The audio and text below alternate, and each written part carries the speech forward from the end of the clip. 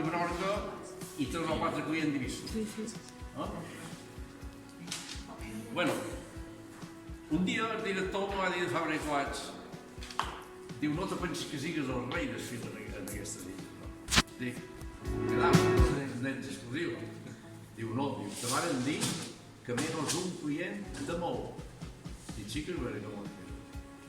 Diu, el caserío, de formatges, diu, d'aquest filet vermell que posa les catxes de quesitos, diu, mos fa més consum de fil per aquest filet vermell que tu en tot el que vens a sabaters, marroquiners...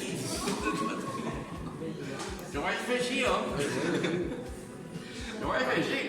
Perquè jo en aquells moments, quan parlaven d'això, jo les devia comprar més o menys 60 milions de pessetes a l'any. I me van dir... I li vaig dir, però, i els compren? Diu, 80 mos me compren en un any. Bueno, llavors Fabra i Coats era de capital anglès i capital català. Fabra, català, Coats, anglès. Va arribar un moment, deu fer 14 o 15 anys, que Coats no s'estava. Se l'ha quedat tot ell, però quan se l'ha quedat tot ell, cartes noves. Les cartes noves a nosaltres ens suposava un trastorn terrible, perquè nosaltres, d'aquestes cartes de fil que veus, que aquest fil nosaltres el veníem indistintament. Els primers anys en cotó, perquè jo només vaig conèixer el cotó quan vaig començar. Després el cotó va acabar aviat, perquè era fluix, perquè va sortir el nylon, després va sortir el polièster, i després va sortir el polièster cotó, que en el polièster cotó nosaltres vam arribar a tenir sense cercadors bastantes fàbriques de les fàbriques de vaqueros que hi havia a Palma, perquè empleaven i segueixen empleant polièster cotó per la convenció. Doncs d'aquestes cartes, que ara ja no són de Coats, vos diré per què.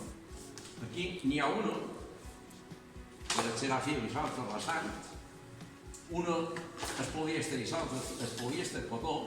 Nosaltres de les cartes de Coats, que eren per l'estil d'aquestes, procuraven tenir sempre en estoc un 70% de tots els colors de la carta dintre nostra. I era per poder subministrar tot d'una al moment tot el que hi havia. És a dir, el que mos demanaven. Coats, quan descat de d'haver 2 o 3 anys, va vendre el que era Coats, ho va vendre a Alemanya.